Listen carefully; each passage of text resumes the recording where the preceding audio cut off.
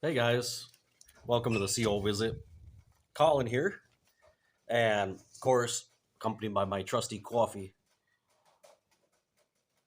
Well, I appreciate you clicking on this video, especially if you are one of the folks that either was alive at the time, or if you were one of Jehovah's Witnesses, or shortly after the great 1975 debacle. And why do I call it a debacle? Well, I'm going to share some information with you here today, guys. And of course, there's been any number of videos made about this. There are certainly other channels that have done a deeper analysis than what I'm going to do today, but I think a lot of that is just irrelevant. What we want to see with this today, with this video, is basically one simple thing. What was Watchtower's involvement and what were their words that spurred all of this? And then led to them, as many of us know, later on, turning it back on the brothers and saying, it was your fault. Well, let me read this to you. First of all, if you want to read this article yourself, this is the go-to article for the whole 1975 thing and how it started. You need to go to the Watchtower 1968, and it's the August 15th article, okay? August 15th article, and it's in there, whatever page it's on. You can look that up yourself, because I know some people still have bound volumes.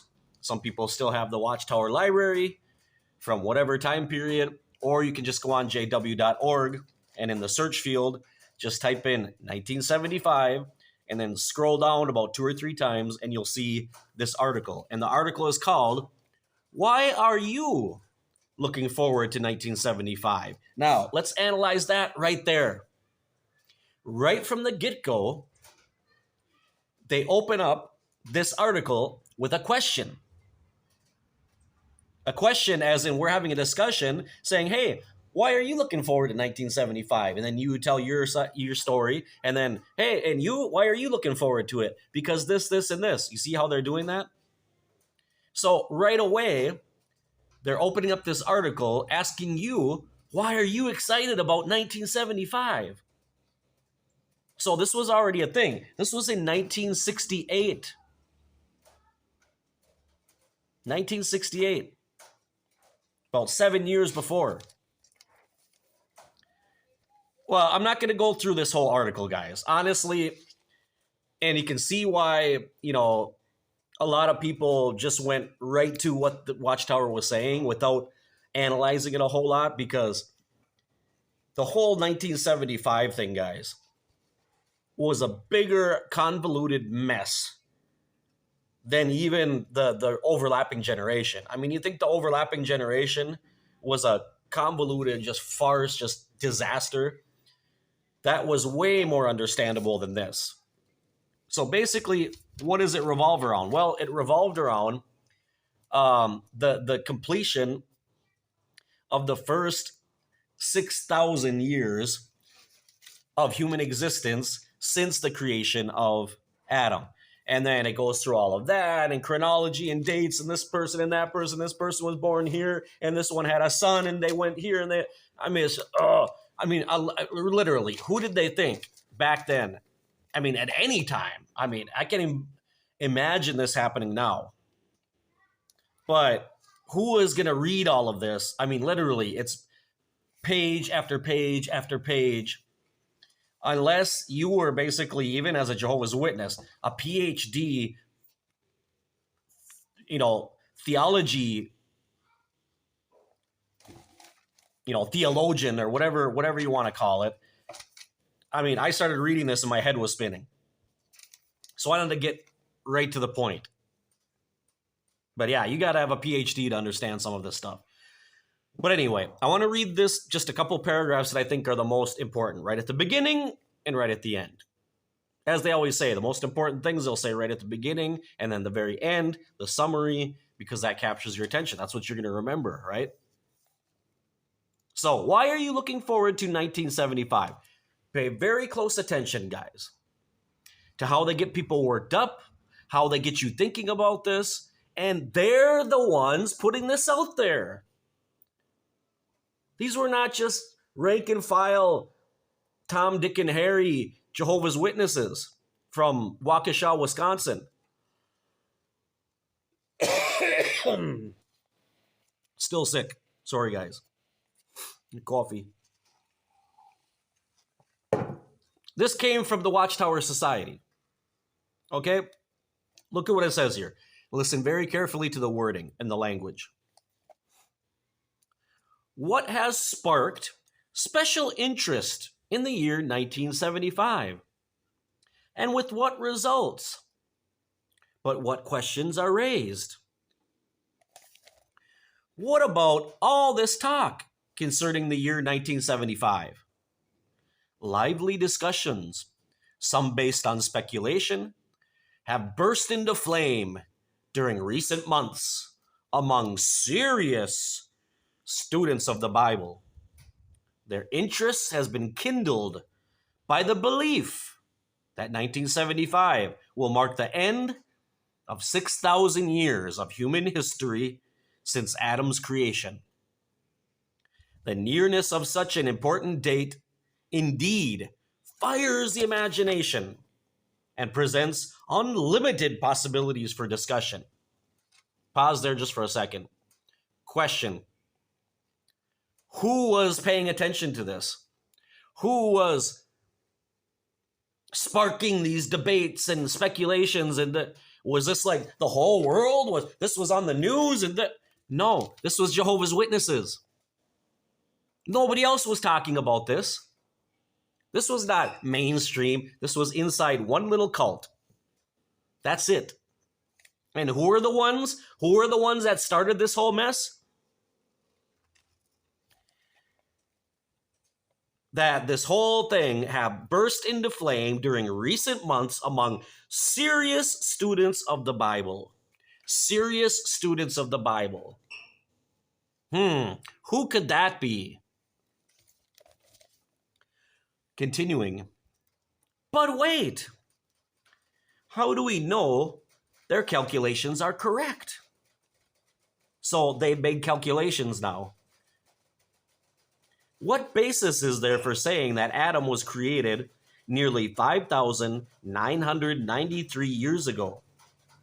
Does the one book that can be implicitly trusted for its truthful historical accuracy, namely the inspired word of Jehovah, the Holy Bible, give support and credence to such a conclusion? So they're saying that this group of serious Bible students have already made calculations, and then why can we trust in it, right? And they drag this book that can be implicitly trusted, which is the Bible, into the whole thing. Continuing on, it says, this is near the end now. Listen to this very carefully. Very carefully.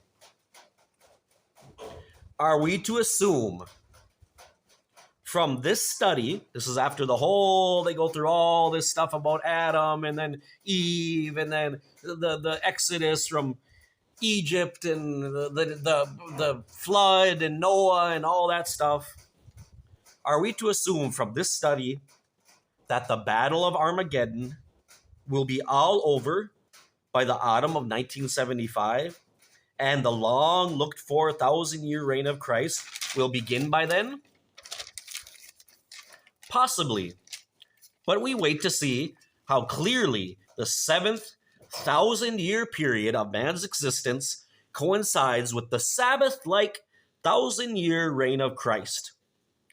If these two periods run parallel with each other, as to the calendar year, it will not be by mere chance or accident, but will be according to Jehovah's loving and timely purposes.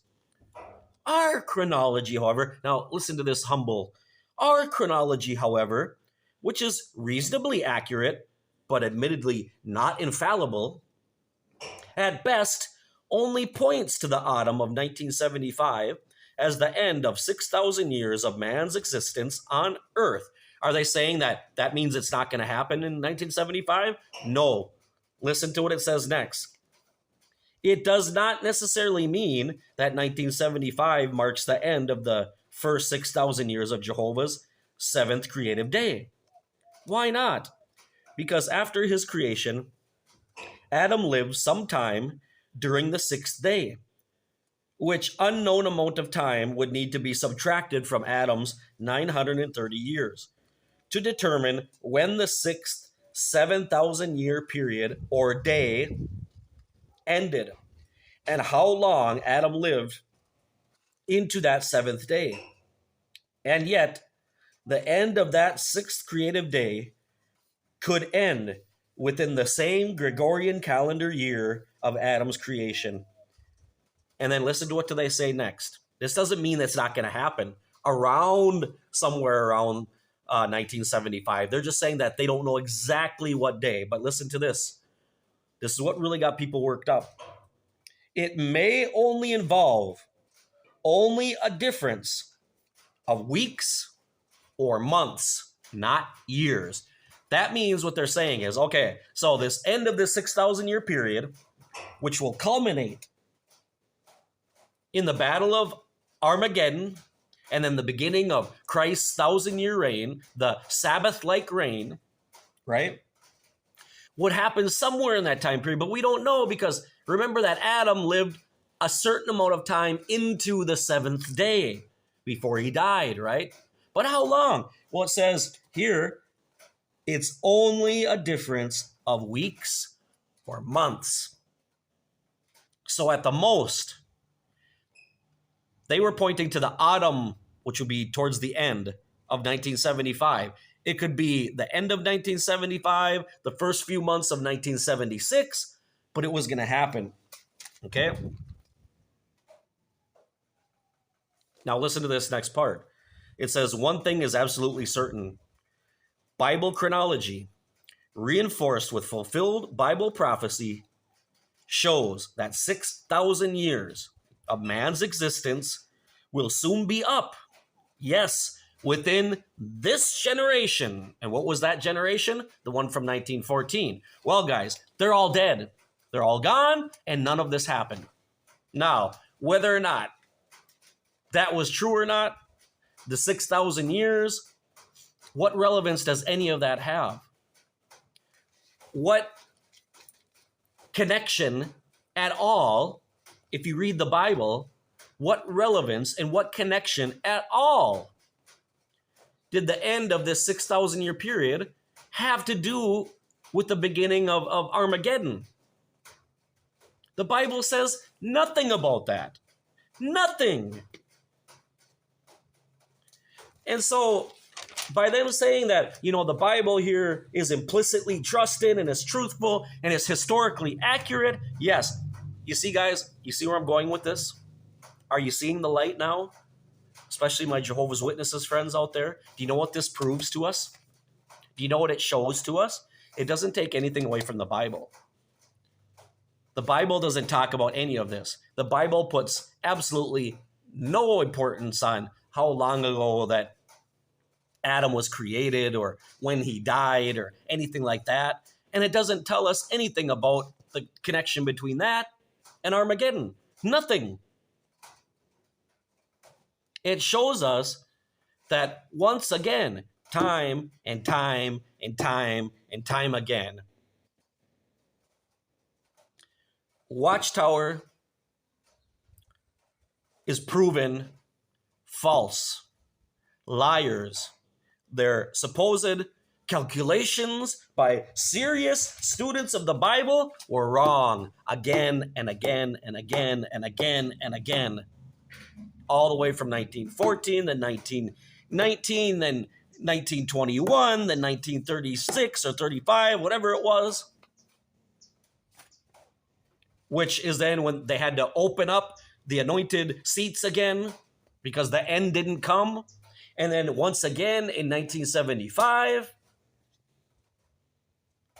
You see in the language back in these days, guys, back in the 70s, 60s, 70s, you see a very different tone in their language. That they were so sure about these calculations that they were making. Totally made up.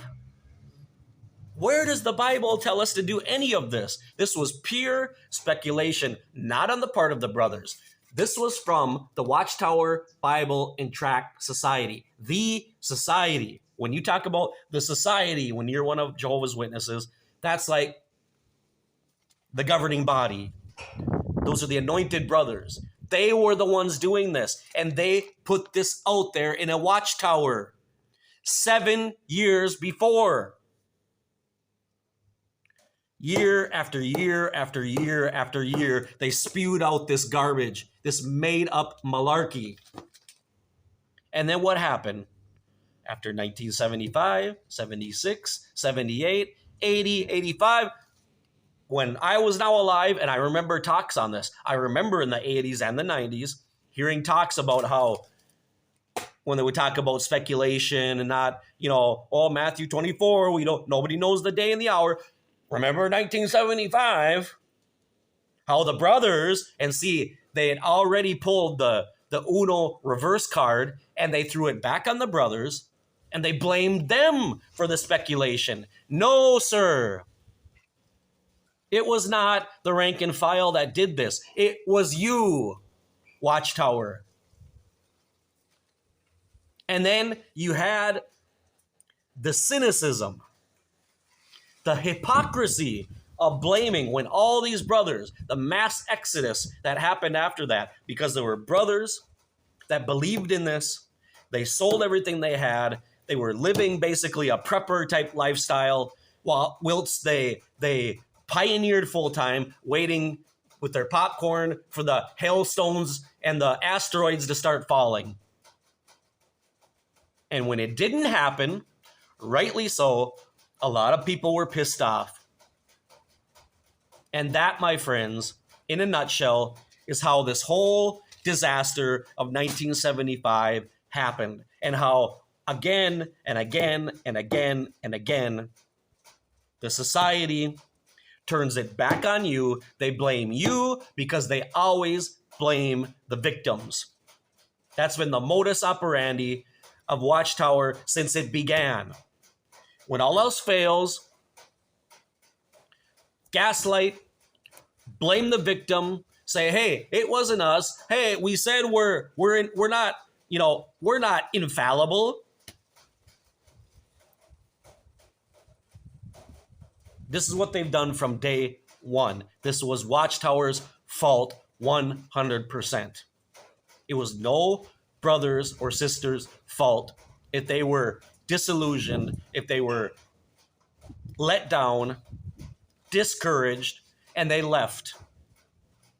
That was 100% their fault. And yet, we don't have a need to apologize. It's Jehovah. Jehovah didn't tell you. In no place in the Bible. You know what Jehovah did tell you? Matthew 24. Period. End of story. And that's why since 1975, they have not explicitly pointed towards a date. And why have they never done it since then? Because of the great backlash that happened because of that.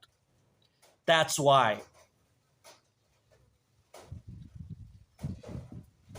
So any active Jehovah's Witness who's watching this, I want you to go back and watch this video as many times as you need to. Or go to jw.org yourself. In the search field, type in 1975. Scroll down 3 or 4 times, like I said. Find the article and read it for yourself. And welcome on your journey to waking up. Open your eyes. Stop being lied to. Stop this nonsense. It's nonsense. And people are letting their lives be governed by these con artists.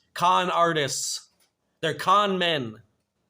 And they will never accept any responsibility. They will have no accountability because in the end, it's God. Jehovah told us to do it. Okay, thanks for watching this video today, guys. I hope this resonates with some of you. I hope it resonates with a lot of you. Well, thank you for your support as always. Like and subscribe to this channel if you haven't already. And be blessed. See you in the next CO visit.